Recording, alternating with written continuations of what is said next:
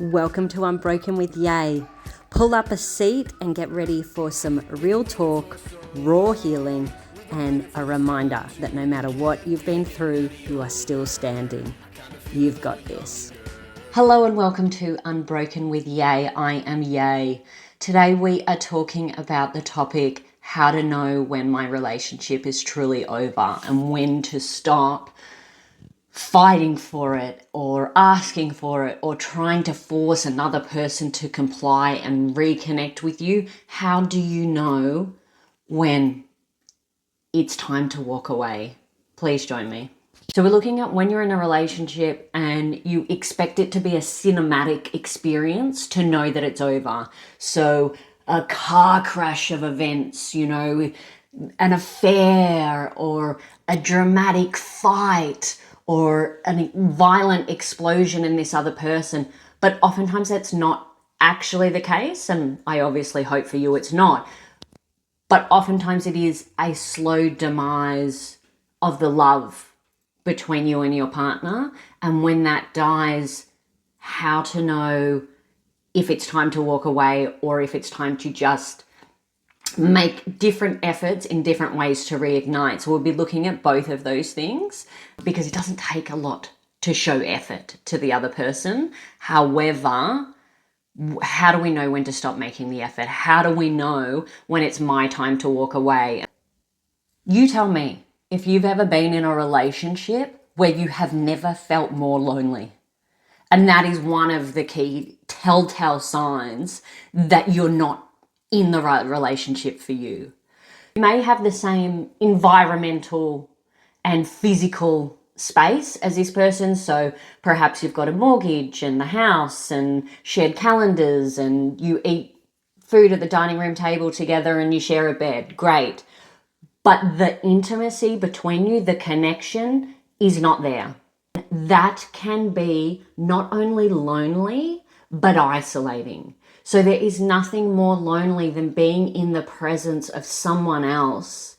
And I've been there, I've done that. I've laid in bed and just had tears streaming down my face because yes, this person's physically next to me, but I know they don't want to touch me. I know they don't want to hear my opinions or my thoughts and feelings on what's happened during the day.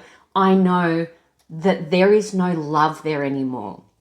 I may love them as a person, but you're no longer in love with them, and that you can feel that reciprocated. Or you are desperately in love with this person and you don't feel it back. And that can be so isolating and really, really traumatic emotionally. It's like a dagger to the heart of a sense of rejection if you are trying to connect with this other person on a deeper level or reignite it. Oftentimes, it's not that it wasn't ever there, it's that it has lulled. So you're trying to reignite it, open up, talk to them, and you're just being flatlined. There's no response, there's a shrug of the shoulders, there's a dismissive attitude, there's a you'll work it out, you'll be fine, throwaway lines. That can be part of that sense of rejection, can be part of why you feel so lonely, is that you can no longer connect with this person on a level that you once did, and that you really need that and deserve that from a partner.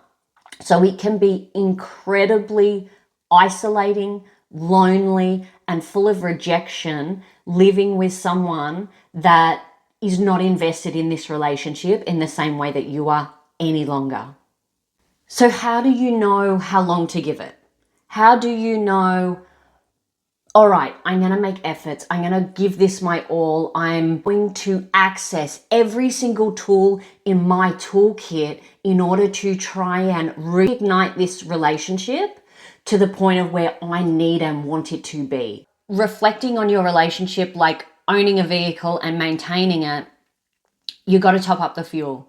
You've got to invest in it. You've got to invest emotionally, physically, mentally into that relationship. And if you as a couple are not doing that, or your partner is rejecting to do that, the question for you is, how long can I run this car, being our relationship, on empty?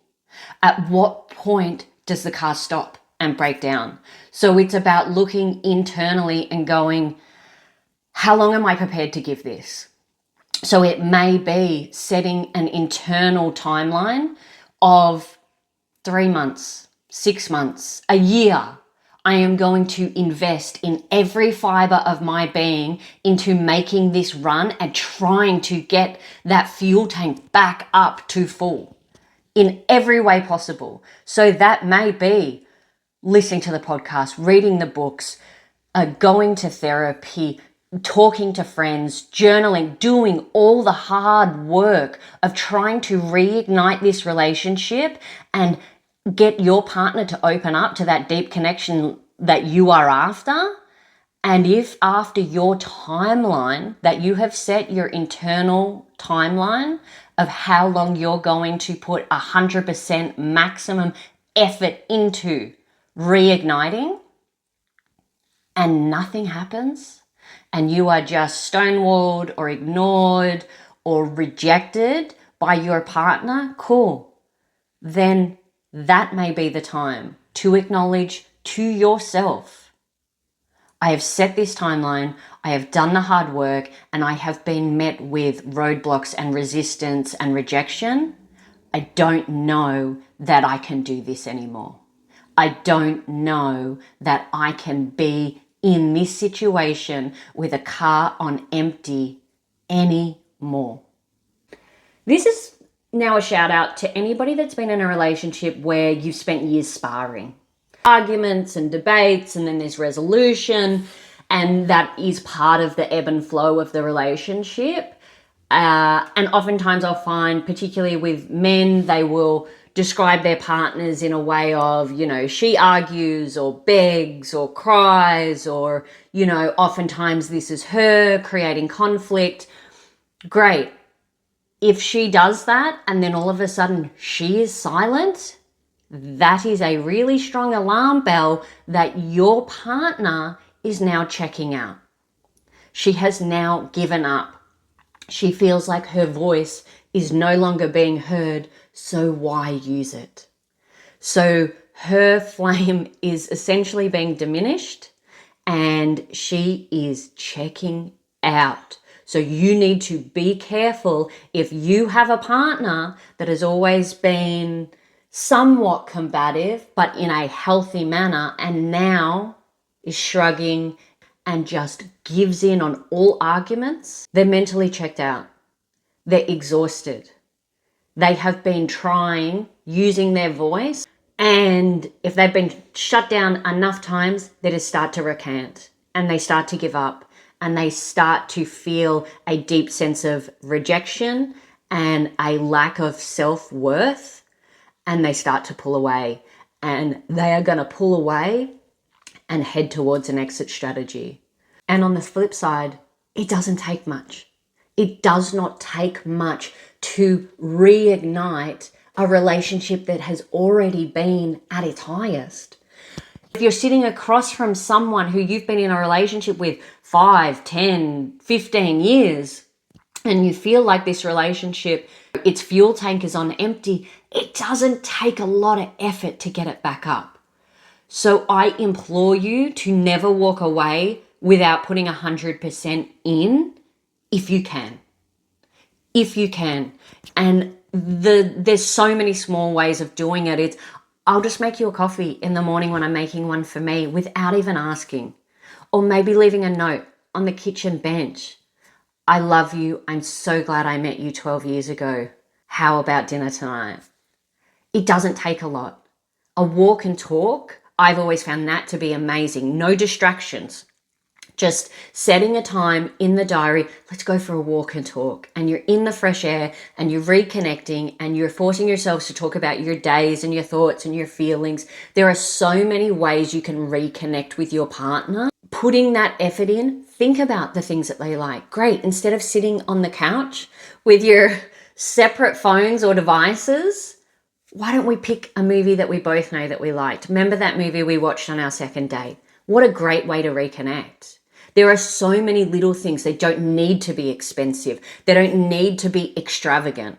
They can be small. it's about the thoughtfulness of it and showing the other person that they are still special and loved by you and that you still want that connection. So if you are going to walk away at some point or you feel like this relationship is not in a good place, put those efforts in, because you will be proud of yourself for making those efforts, and also you don't know what will come from it. Hopefully your partner will reciprocate. Your relationship was built almost like one brick at a time as you got to know each other and you built a life together, and maybe you started a family and you moved in together, and all of these types of things, by going on trips, and there's a lot of history there. And if you think about the history of like one brick at a time to build it, we don't want to come and just knock it all over. Let's try and rebuild one brick at a time, one love note at a time, one text message during the day saying, I'm thinking about you, one little gift of, I bought you a new water bottle because I know that you lost your last one at the gym, whatever it may be, something so small. But do remember, if you're the only one placing those relationship bricks in to the foundation and the other person is not reciprocating, you will eventually be sitting looking inside at a prison wall. So you need to make the effort, but they also need to meet you and make that effort too. And if you're not doing it together, then you're essentially doing it alone. So we are wanting to put in 10 out of 10 effort when it comes to rebuilding this relationship before we call the whistle, end of game. Part of that effort is sharing, and in a vulnerable way. So it is really laying your soul bare of all the things that you need, want, feel in this relationship. And even if you have trouble articulating those, it may even just be using the word and going to your partner and saying, I just feel a disconnection. I don't know what it is. It's not tangible. I can't put my finger on it, but we're not the same as what we used to be. So it's all about engaging with them, making effort with them, but also trying to get them to meet you in the middle, trying to do these things together to heal together and grow together. So it's all good and well you doing it all, but it needs to be shared. And oftentimes we hold the weight of things that we're worried about or concerned, and we might not communicate that. We might not share that. This is the time. You're telling yourself, right, I'm going to give this 10 out of 10. I'm going to go in at 100% of being vulnerable, trying to address my relationship issues, what I need to work on, and what I need from them, and explaining that. So doing those things together, going to therapy together, going on walks together, writing together, reading articles, sharing them, listening to a podcast together, doing those things together in order to become realigned. Because putting your heart completely on the line and being vulnerable and going 10 out of 10 at trying to save this relationship means if it does come to the end, you are free of any type of guilt if you choose to walk away because you know you've tried your hardest. And that is what helps to bring peace once you have walked away. And I know because I've been there and I've done it. If you're going to walk away, you want guilt-free, clear conscience, and acknowledgement in yourself that you have made every effort available to save that relationship. And part of being more communicative and being vulnerable is actually listening to your partner. So you don't want to get caught in that cycle, which a lot of us have, of those revolving arguments. When you find yourself having the same argument with the same words and the same response, and you're like, what are we doing? Try and cut that slate clean, because we don't want to have those arguments where after the first 3 words, someone's throwing their hands in the air or someone's already in tears. It's not effective. It's about really listening. What is it that we're actually, because we all know oftentimes the thing we're arguing about is not the core of the hurt. It's not the core of the pain. It's not actually what we're fighting over. So maybe we're fighting about crumbs on the carpet because the kids eat on the couch. But it might not be that. It might actually be, right, is our parenting aligned? Do we have the same thoughts and feelings on what the kids should and shouldn't be able to do? So maybe we really need to sit down and look at our parenting together as opposed to fighting about crumbs on the carpet. That's just an example, but you know what I mean. So it's about getting to the core of the issue, being vulnerable, but also letting their thoughts and feelings land and absorbing that. And other things that you can do that I've found work really well is oftentimes, and this sounds ridiculous, but taking a time out. So if I'm really invested and I am genuinely taking on board the things that you're saying, even if they may hurt my feelings, sometimes you might need a timeout and just be like, hey, I just need to step back for a second. I just need a minute. I need to go and regroup. I'm taking on board what you're saying. I'm absolutely validating that those are your feelings. But I also need to acknowledge that I'm starting to get heated. I'm starting to get annoyed or defensive, and that's not good for us. So even just taking a time out mid-argument and then coming back calmer with your thoughts put together and addressing those is incredibly helpful. Because we're after listening that requires real openness and absorbing what it is that your partner is trying to communicate to you, what they're saying, how they're feeling. We are really wanting to reconnect. So use the argument or the discussion point as that place of doing that, because it can be done.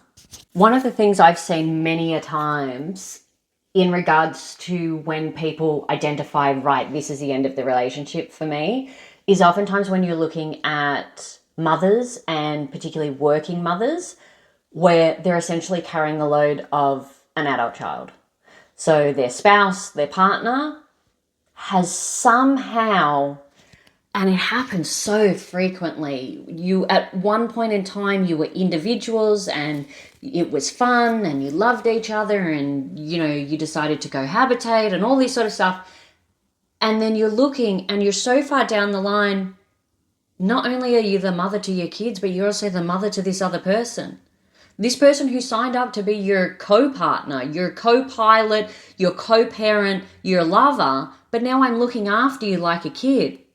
And I can tell you one thing that's not hot. It is not hot to parent your partner. So that is something that can definitely be part of the process of when to know that this is over. I definitely have felt that in relationships of I go to work, I'm doing school drop off, I'm doing pickup, I'm cleaning, I'm cooking, I'm doing the wash and the homework and the sport and the excursions. And what are you doing? What are you doing, bro? You are not showing up. You are coming home and complaining about the meal that's cooked, putting your feet up and watching your phone. Like, come on, you need to contribute here. So when you have got to the point, for some people, of I'm doing it alone anyway, that oftentimes is that moment that you realize I would prefer just to do it alone. I would actually prefer to be alone with my kids doing it, because having another adult who is actually an adult child is more work for me. It is less work for me to parent and work and pay bills alone than it is to have you in my life not helping. Oftentimes that type of partner is also really quick to judge you. So you're putting in a huge amount of effort. You are doing all the things that make that family run. You're at every doctor's appointment. You are taking sick days from work when the child is unwell. You are showing up to the school for parent-teacher interviews. You are doing it all. The load is 100% on you. And then you come home and someone is maybe not appreciative. Because if you are in a relationship like that, you need to remind yourself of your strength. Oftentimes it can be really daunting. You're standing here and you've got this adult child of a partner who you're looking after, who doesn't deserve to be looked after in that manner, first of all, but also has capacity to look after themselves and contribute. in a more beneficial way to the household, but they're choosing not to, and you're not forcing them. So here we have this really common and unfair dynamic, right? So if you get to the point where you're saying to yourself, I think I'd rather just do this anyways. Like, I actually have never met a single mother who has chosen to leave their relationship and hasn't said the words to me, I did it all anyway. I did it all anyway. And that is where we need to remind ourselves of, if you are in that place where you're thinking about, maybe this isn't the relationship for me anymore, and I am doing everything for not only myself, my kids, but also another adult who is essentially a child adult, because they're not acting like one, I'm doing everything for them. You need to remember that you have strength and you have grit and that you're already doing it all. So if you are the one person who shows up every single day in your life and your kids' lives, you already do it all anyways. You are the one that is keeping this ship going. Keep going and have some faith in you, because you are already doing it all anyways. And you will continue to do it because you take those responsibilities of being a parent, an employee, a sister, a mother, a daughter seriously. You are already doing it anyways. So if you're sitting there and you're looking at this other person, are they giving 10 out of 10? Are they picking up slack around the house? Are they matching my level of commitment and strength and dedication to this relationship and household? And if they're not, and you are saying to yourself, I do it anyways, I do it all, and I do it myself, regardless of how tired, heartbroken, hormonal, stressed, exhausted I am, I'm the one that does it all anyway, then that is telling you something. And that is telling you either need to make a change in the relationship, and if you have already done that and it hasn't been matched, then maybe this isn't the relationship for you. If you are doing it all anyways, and there is no other adult in your relationship that is also matching you, then that is a point of concern. Trust me, the burden will be lifted. If you get to that place where you've put in 10 out of 10, you've given yourself a timeline, you've addressed all your key issues, you've listened and responded to the concerns of your partner should they have even opened up to you, you have done it all anyways because you are the one fulfilling all of the things that are required within your household and family unit to get done, and you are still met with no effort and no love and complete isolation, loneliness, abandonment emotionally from your partner. I know it may feel scary, but I have gone through that and I have come out the other side and I have been better for it. It was easier alone. It was more fulfilling alone. I didn't get annoyed at looking after an adult child anymore. My life was freer, lighter, and more enjoyable when I called it quits on that. So I just want you to know that even though it's difficult, it can be beneficial should you do what's right for you, and only you know that. That's in your heart. Your instincts are there, so you need to acknowledge them. If you are doing 100% of the work in your relationship while managing a completely checked out partner, then walking away is not a burden. Walking away only lightens your load. It takes a massive weight off your shoulders. For me, I felt it instantaneously. It was like this weight had been lifted. All of a sudden I could breathe, and I now had freedom and choice and dignity and liberation. And I was no longer weighed down. And I'm not saying that it will be easy, but that feeling, that emotional freedom, I would never go back. Let's put it that way. I would never go back to what it was, because the emotional freedom was worth more to my soul than being in a relationship with a co-partner that was not engaged and there was no love there. The cooking, the cleaning, the parenting, doing all of that alone still felt lighter because I wasn't doing it as well as on behalf of an adult that wasn't contributing and wasn't appreciative and didn't show any gratitude or any type of assistance. It made my life easier doing it alone. Taking a deep breath in a peaceful house is the universe confirming you've made the right decision. You did not break your family. You saved yourself. And your kids need you. Please like, share with anybody who you think may need to hear some of the information in today's podcast. Thank you so much for joining me. Please feel free to DM me. I'm on all the socials. Should you have any thoughts, questions, feelings, as always, please feel free to jump on www.unbrokenwithyay.com.au for any type of reference sheet. I've got a lot of free material on there, or if you'd like to reach out for one-on-one or group coaching. All the best until next time. We are in this together. You are completely unbroken.